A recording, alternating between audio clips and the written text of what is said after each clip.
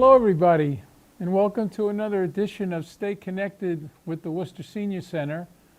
I'm your host for today, Dr. Michael Hirsch, the Medical Director of the Division of Public Health.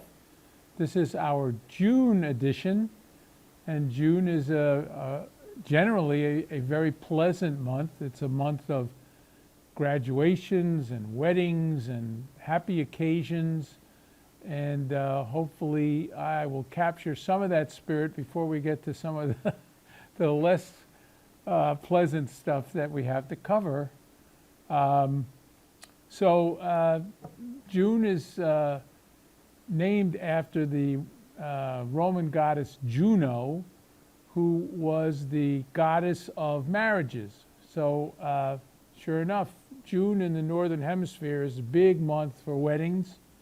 And if you're going to experience that in your family as you're watching this sometime during the month, I wish you all the best and happy couples, all the luck in the world. I have had tremendous amount of luck in my marriage, 46 and a half years, and I still feel like I'm still learning stuff all the time, which is great, and it's a real tribute to my wife. So as far as the rest of June goes, I am going to tell you a few important dates that I think we ought to recognize. Speaking of graduations, June 1st is the commencement for the UMass Chan Medical School. All three of the graduate schools, the Graduate School of Biologic Sciences, the medical school, and the nursing school all graduate on Sunday, June 1st. And it's a joyous time. It has not been a joyous time at the medical school the last 2 months because of all the budget cuts that have come down from Washington. There's been a hiring freeze. There's been a furlough of over 200 employees. The PhD incoming class had their acceptances rescinded, and we only ended up accepting 10 students in that class, which is very, very low, and not what the Graduate School of Biologic Sciences that just produced, obviously under the brains of Victor Ambrose, another Nobel Prize for our school, the second one we've had in the last 19 years. So it's a great thing to kind of take a break from all the dire times financially and just celebrate our graduates. Our graduates are wonderful. They're going to make huge impacts wherever they go. Everywhere that they go, I can tell you that I get contacted back saying, please send students our way if they're not staying in Massachusetts. And this has made UMass much more of a national presence than anything else. The fact that our medical students populate lots of different residencies all over the country and excel. They hit the ground running. They absolutely know how to take care of patients from day one. And they have a level of compassion and a level of altruism that's, I think, fairly unique to our school. Of course, I'm prejudiced. I've been around the school since 1986, but I see it every year, and this year's no exception. How about June 2nd? June 2nd is an interesting day. It's called Wear Orange Day. Now, why would we be wearing orange? Kind of an unusual color. It's the color that hunters use so that when they go hunting in the woods, they don't accidentally get shot by another hunter because it stands out pretty well. Animals don't see it so well, but human hunters do. So it's been adopted by gun violence prevention groups as a color to highlight the fact that we can prevent so many of the gun violence deaths in our country, which has now become the #1 cause of death in the ages between 0 and 34 in the country. About 55% of those deaths are suicide. So there's just a lot of meat there that we could spend a whole session talking on. But I think it is important that if you are a gun owner, you must think about storing your weapons locked, unloaded, and away from children. Those 3 steps will save a lot of lives. If you are not a gun owner and you're distressed about the level of gun violence in this country, you have to act up, advocate, march, join some of the very important groups out there, the Giffords Foundation, the Brady Foundation. There's a lot of gun violence prevention groups that you can join. And here in Worcester, as you all probably know, I've been running a gun buyback program for the last 23 years here in Worcester. And we're still going strong. We're still planning on having one this year in December. I think the date is December 14th. The reason we do that is just like when you have unused pharmaceuticals in your house, right? If you have a bunch of medicine that you're no longer using, or someone that was using them has moved out of the house or unfortunately passed on, it's hard to get rid of those drugs. So the area has a couple of drug return days where you can get those drugs off the street. That's much better than flushing them down the toilet where they end up in the water table, or disposing of them in such a way that they can be redirected and diverted into the wrong hands, or stolen out of your house.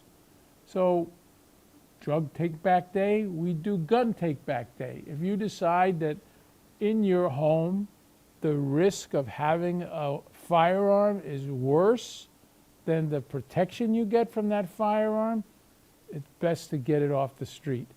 So what are the risks? Well, if you have a little inquisitive toddler moving around, you may not think they know where you hid the gun, but they know.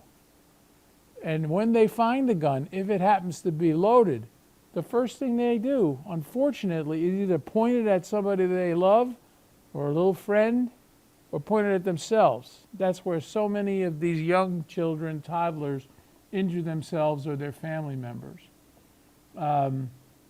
If you have an elderly person in the home who's either depressed or demented, that's not a person that should have a gun handy. If you have a teenager that's having a lot of problems with cyberbullying, depression, suicidal thoughts, get the gun out of the house. If you have an angry spouse and you're getting into a lot of verbal altercations with your spouse, it's good to not have that gun around, because that will elevate the lethality of those conflicts to a point where you're starting to have problems with domestic violence resulting in murder and then suicide. That's how many of these things go. Somebody shoots the other spouse and then shoots themselves, realizing what they had done is terrible. So where Orange Day is a statement that you're making that you don't want to be shot, you don't want to see anybody else shot, and you want to be safer about guns. We have an administration now that is never going to allow us to pass any national gun violence prevention measures. As a matter of fact, they just passed a measure to make AR-15s with a little device that they put on the trigger even more lethal, because it shoots even faster with this device. Here in Massachusetts, we're very, very lucky. We have arguably, we're in the top 3 of the strictest gun violence prevention laws in the country. And these are the things that we do to try to reduce gun violence, and it works. You can see Hawaii, Connecticut, and Massachusetts, which are always vying for number 1 as the strongest gun violence laws, we are the ones that have the lowest gunfire fatality rates in the country. So I'm very grateful that our legislature has listened to a lot of the advocacy that many of us have done to make sure that we're safe.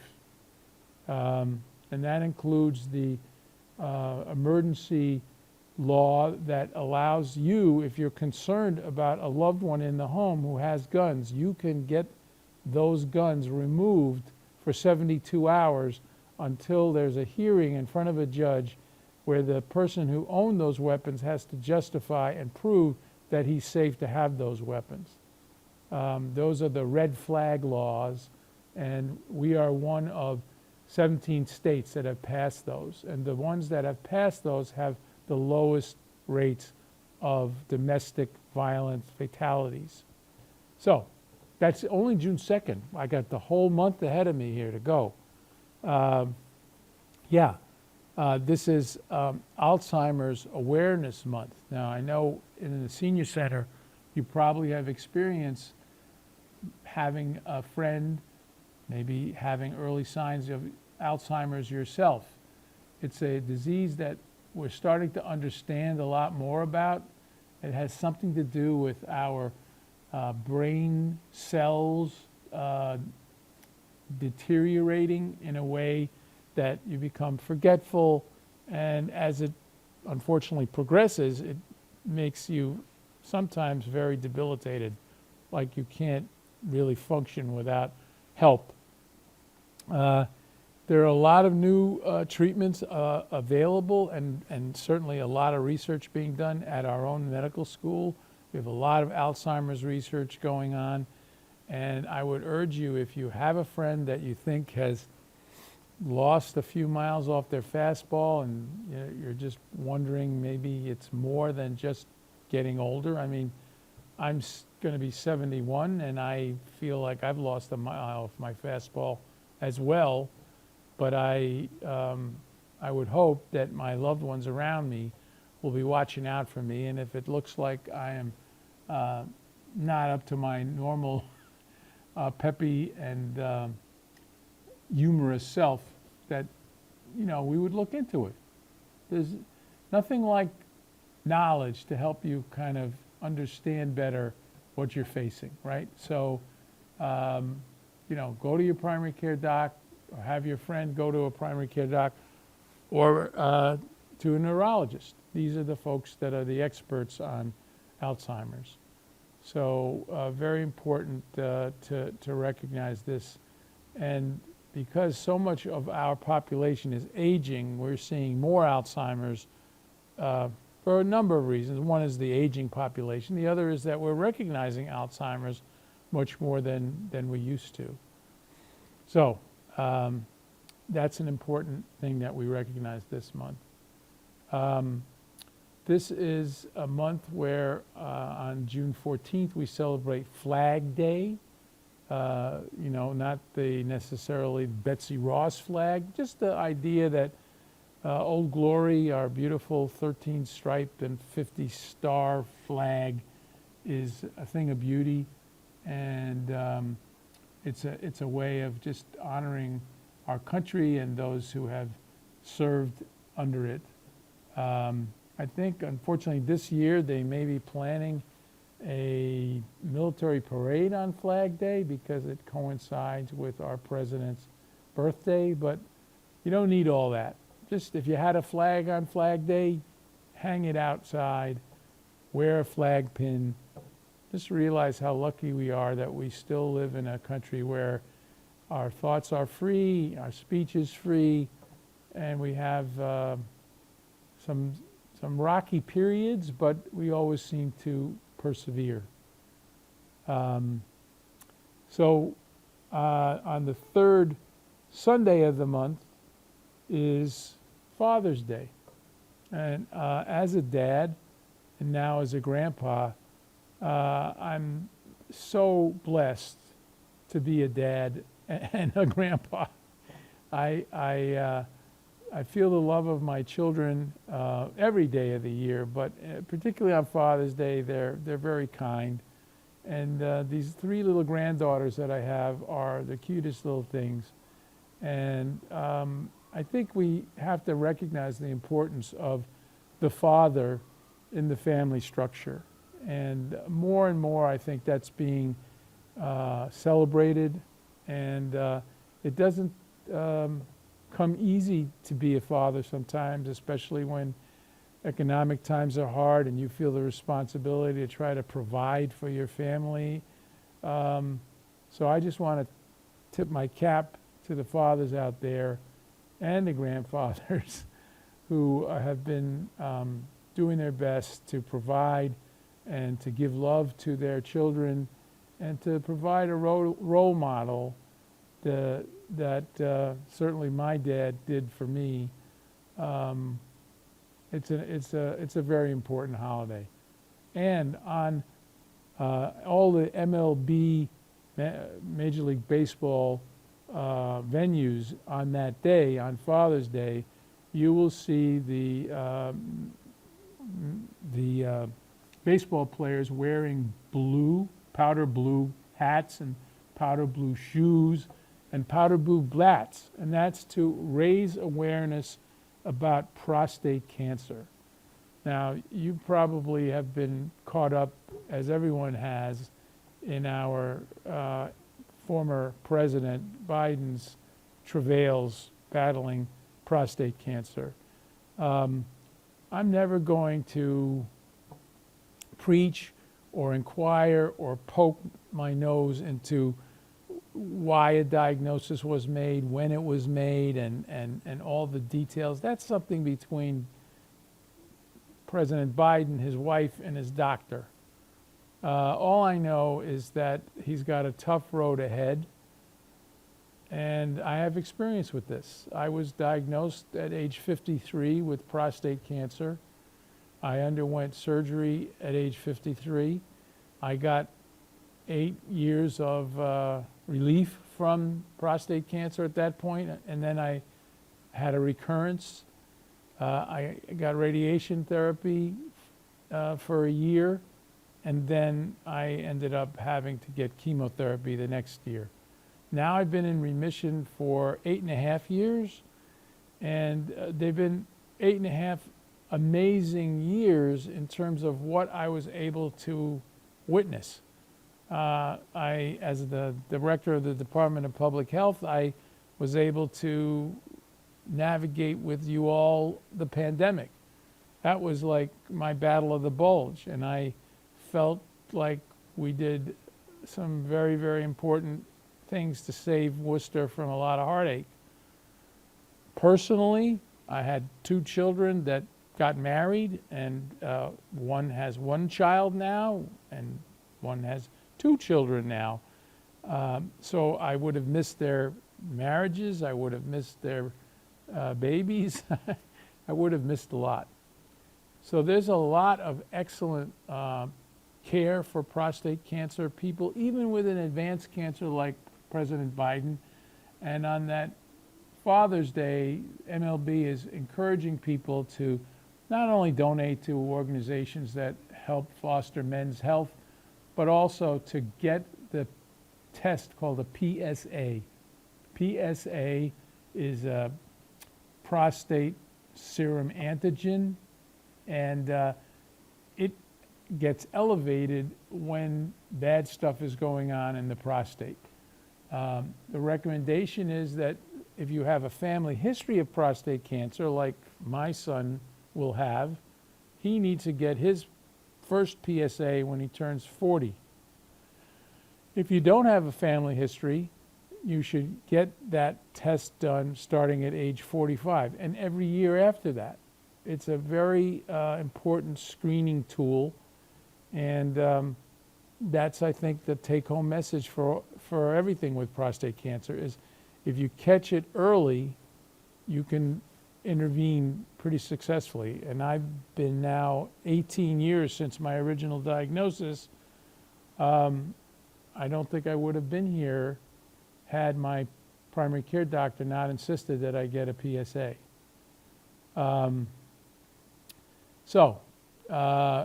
What else can we talk about for big dates in this month?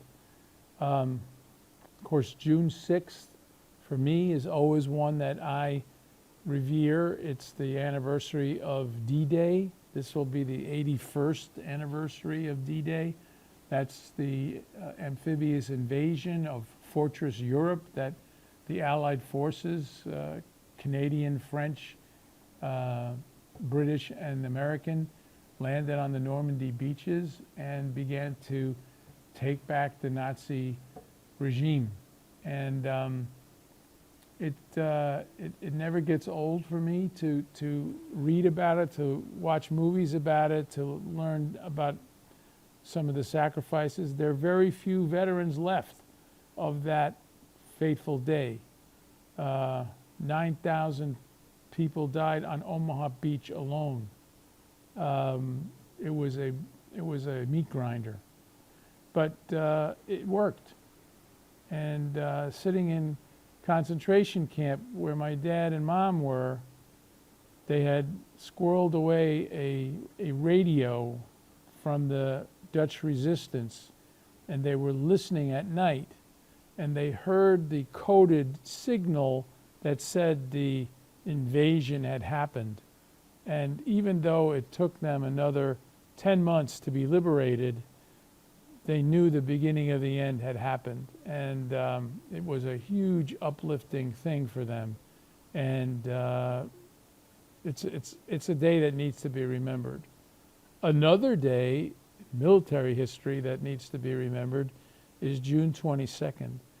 That was the end of the Battle of Okinawa, which started on April 1st, 1945, so 80 years ago, and it was the bloodiest battle fought in World War II. On the Japanese side alone, 100,000 Japanese soldiers died because they essentially refused to surrender, and they fought to the last man. Another 50 to 100,000 Okinawan civilians died defending that little island. And on the American side, we had tremendous losses. There were 5,000 sailors alone on ships around the island who died because that's when the Japanese concentrated their attacks as kamikaze attacks, and they sank ships and they damaged ships terribly. So just imagine, you're not even on the mainland facing bullets, you're just facing a single plane rigged up like a flying bomb, and those are the unfortunate sailors that met their death there. On the side of the ground forces, there were another 19,000 service men that died in the Marines and in the Army. And what is the most significant about this, Okinawa was one of the home islands. It was only 300 miles away from the Japanese main islands, and it was so horrific and so terribly bloody that this was what finally convinced President Truman that the Manhattan Project's product of 2 atom bombs were the only weapons left that would convince the Japanese to surrender.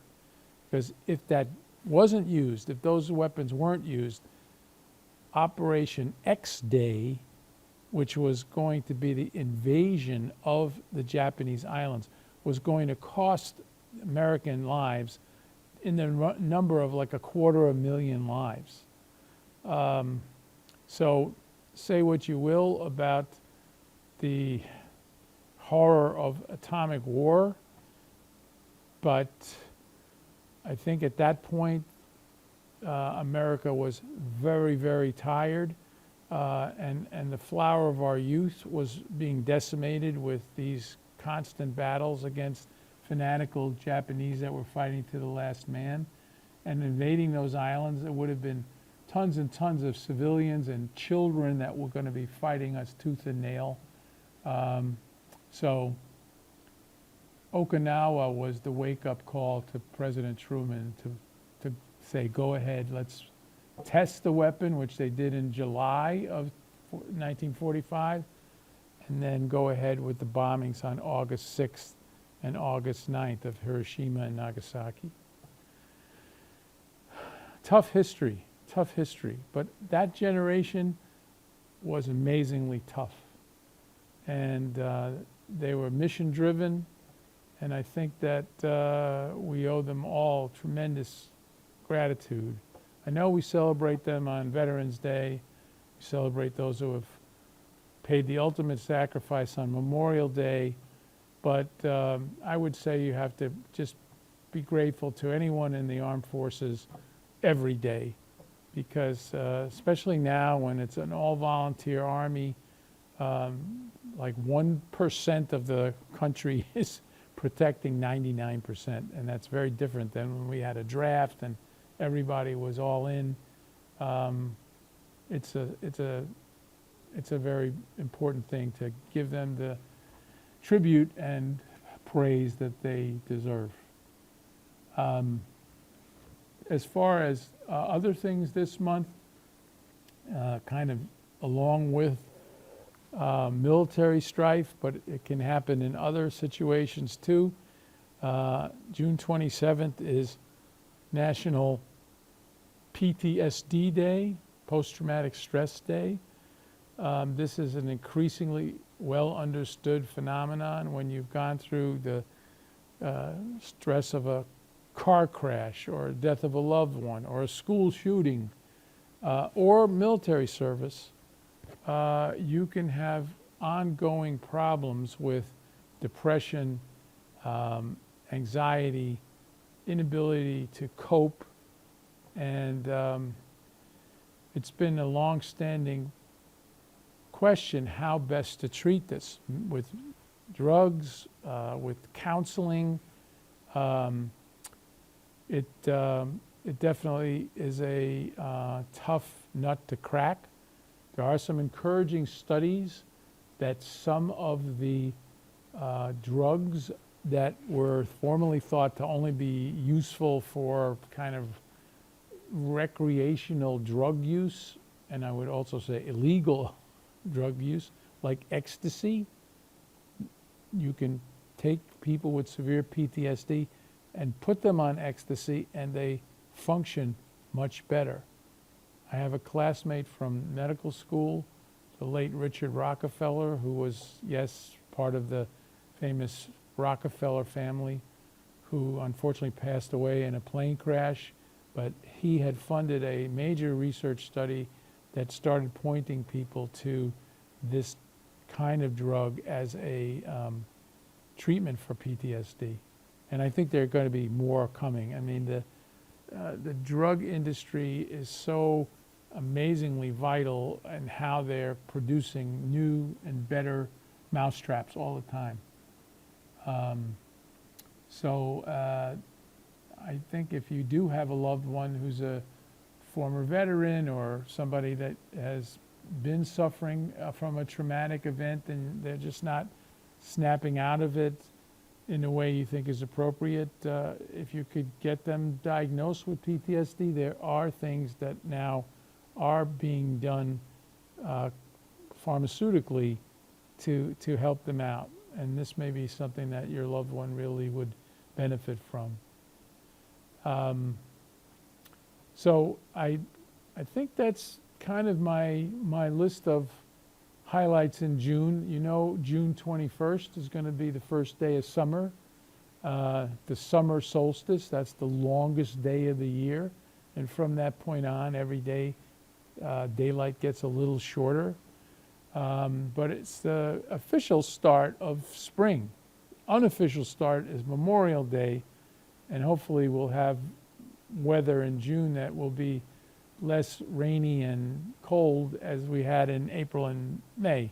But starting on June 21st, we should have those nice summer months ahead of us until September, and got to make the most of it. So that's what I want to talk to you about next. You know, you're going to be outdoors. You might be at an outdoor graduation, outdoor wedding. You might just be a biker or someone who likes to walk, someone who likes to hike. we're expecting a pretty nasty mosquito season coming up. Mosquitoes have had a warm weather winter, so they've been plotting a big surge. And we are participating in the Central Mass Regional Mosquito Control Group. So there's test traps all over the city, and those will be monitored for Triple E and West Nile virus. There are some other mosquito-borne viruses that have made their way up north, which we are also seeing, including dengue fever, which is something that was really thought of as a tropical disease. But when we find a hit that shows that there's a positive mosquito somewhere, that neighborhood will be targeted for spraying. You'll get warning about it. You'll be warned to keep indoors for an hour or two, close your windows, keep your pets inside. And then, of course, individually, if you want to protect yourself, you want to follow those 5 Ds. I'm always talking about those, right? That's wearing insect repellent comprised with DEET, D-E-E-T, and this is a non-toxic to humans, very effective repellent of mosquitoes. You want to not go outside during dusk or dawn, because that's when the mosquitoes are the most active. You also want to try to wear long clothing, so dress is the 3rd D. Dress appropriately, long sleeves, long pants if possible. And if you don't, any exposed skin gets the DEET. And then you want to be able to drain any kind of water that might be stagnant around your home, or report it to the Department of Public Works. Like if you have a culvert that is clogged up because there are leaves in the drain or something like that, any kind of stagnant water like that is where the mosquito larvae love to reproduce.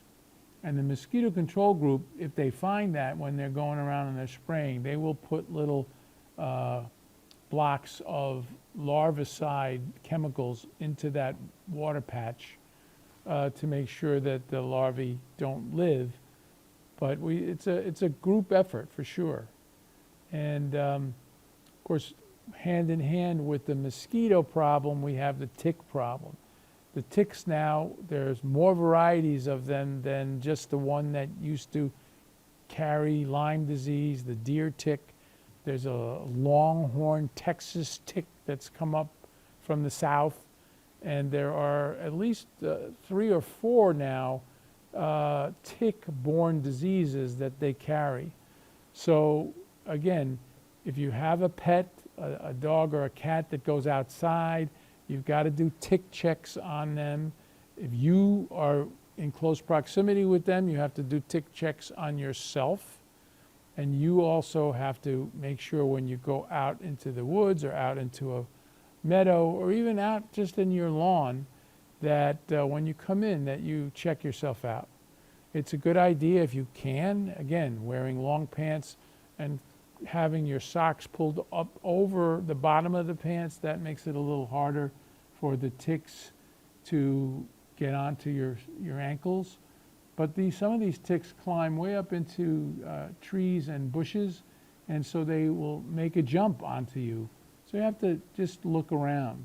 And if you have a funny bite sensation and it's in your back or someplace you can't see, get somebody to look at it with you. And if you see a tick there, get it off. And we can show you some pictures with this video that we're making, that you need to make sure that when you take it off, you have a set of forceps, commonly called tweezers, that you just don't grab the head of the tick. You have to get the whole body of the tick and pull deep so that you get the mouth parts of the tick if they've already latched onto you, because those remaining parts can still fester and spread the diseases we talked about. So This is part of, unfortunately, the new wave of climate change. We're going to have wetter winters that don't kill these insects. We're going to have warmer summers that are going to be kind of crazy with the number of mosquitoes and ticks that are out there. And I think this is going to have to be part of our routine. You can also buy clothing that is impregnated with permethrin, which is another form of insect repellent. And there are also ways that you can just apply permethrin to clothing without ruining the clothing. So all of these things are supposedly, going to be part of our new regime every summer. And the routine that we should have is that we're doing tick checks regularly and trying to avoid the bite of the mosquito by doing those 5 Ds. As far as the other infectious diseases that I've been talking about the whole year, COVID numbers are way down. We had a little blip in May, probably because of graduations and indoor celebrations, but they've come down again. Now many of the gatherings are outside, and that's not what COVID likes to do. The flu numbers, which were terrible this year, terrible flu numbers, it was partially because the flu strain was probably not correctly guessed in the flu vaccine that was offered in the fall, but it's also because the flu vaccine numbers were way down. Normally we have flu vaccine numbers somewhere in the 65 to 75% range. This year was somewhere in the 35% range. I think everybody is tired of vaccines, no question. And unfortunately, that's led to outbreaks of measles, outbreaks of polio, outbreaks of diphtheria, outbreaks of pertussis. These are all diseases that we just thought had been totally conquered because everybody was vaccinated. But even letting measles percentage numbers go from 95% vaccination down to like 90, you get outbreaks. And it's the most communicable disease that we know about. And unfortunately, 1 out of 500 kids that get it will have a very toxic form of it that involves the brain, and about 1 out of 10 of those kids will die. So it's not something to fool around with. And look, I've been very frank with you over the last few months. Our Health and Human Services Secretary, Robert F. Kennedy Jr., does not believe in vaccines. He feels that they are intrusive, invasive, and even worse, he claims that they cause autism. So there's no science behind that, and the science that is out there is very bad in support of him. So he's kind of being very two-faced about it. Publicly, he's saying, oh, I think if it was my child, I probably would get him vaccinated. Very wishy-washy. But we can't count on anything from the federal government. I've been working in injury prevention as my field of interest in addition to gun violence prevention, which is a form of injury prevention, for 40 years. And the injury prevention section of the CDC has been reduced in size by 86%. That means that there's not going to be people telling, giving information about car seat safety or safe sleeping or gun violence prevention or seat belts. It's a tragedy that all of this hard work to have gotten those institutions set up at the CDC, gone. So we can't count on them. We have to count on us So locally, we have a very strong Mass Department of Public Health. I think we have a darn strong Worcester Department of Public Health, and we will help to guide the public as to what the threats are as they occur. One good thing that I'm not sure that the FDA is going to approve, but it's been completed, a study by Moderna combining flu vaccine and COVID vaccine. I've been talking about this for years because they were kind of teasing it out that they wanted to do this. And what they found was with 8,000 participants, that the people that got the combined vaccination did better with both diseases than getting them separate.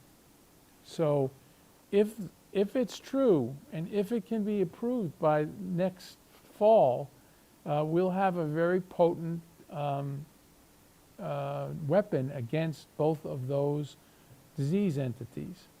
We saw a lot less RSV this year than we did the year before, because the fear that everyone had about RSV and how it was affecting children led to a higher vaccination rate in children.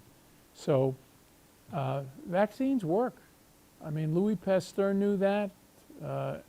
Edward Jenner knew that in 1796 when he designed smallpox vaccinations. This is not a secret, and it's been long held and very, very well documented science that vaccines work. The concern about autism, it's a different kettle of fish. Autism is increasing, it's true, but that's also because doctors are becoming more aware of how to diagnose it, and I don't think that we can blame it on vaccines. So those are the big health threats that I can mention.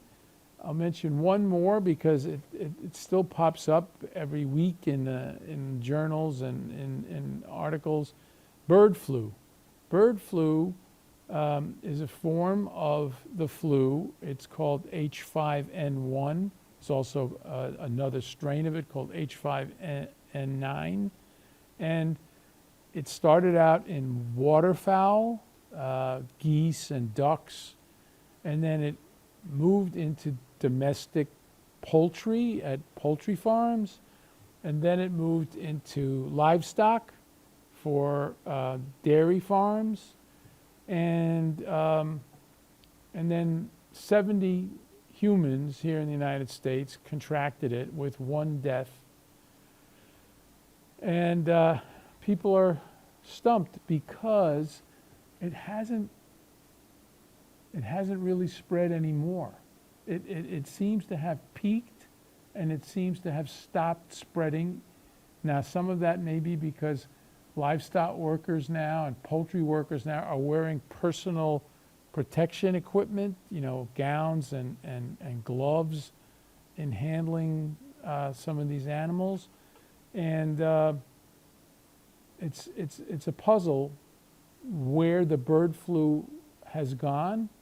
I'm not sure. It's not going to go away. It's been known about since 2003, but it doesn't seem to have been as aggressive as people were predicting. They're still worried about this making the jump to humans, where humans can infect other humans. That has not been seen yet. All of the humans that contracted this were people that worked with chickens or cows. We have to be prepared. There is now a vaccine for the animals, which is not easily obtained and expensive, and it's not being widely used yet.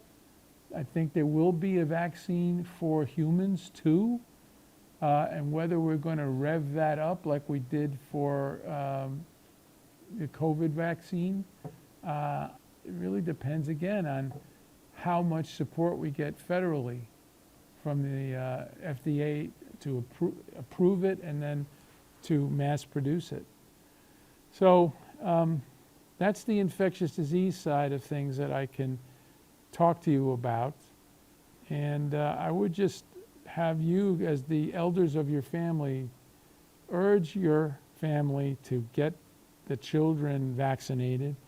And if you yourself are over 65, continue to get your flu shots and whatever COVID boosters are offered. Certainly if it's a combined thing, I would definitely go for the combined thing, because you're at risk and we want to protect you. You know, you're the wisdom in most families, and we need you. Wisdom is something that I think is exceedingly scarce these days. That's, I guess, where I'm going to stop. I think overall, I hope that June is sunny and bright with lots of nice occasions, lots of, summery things to do, and take a moment to think a little bit about all of the sacrifices that our fighting men made in Normandy and Okinawa and everywhere to keep us free. Thanks a lot, and we'll talk to you again next month. This is Mike Hirsch signing off.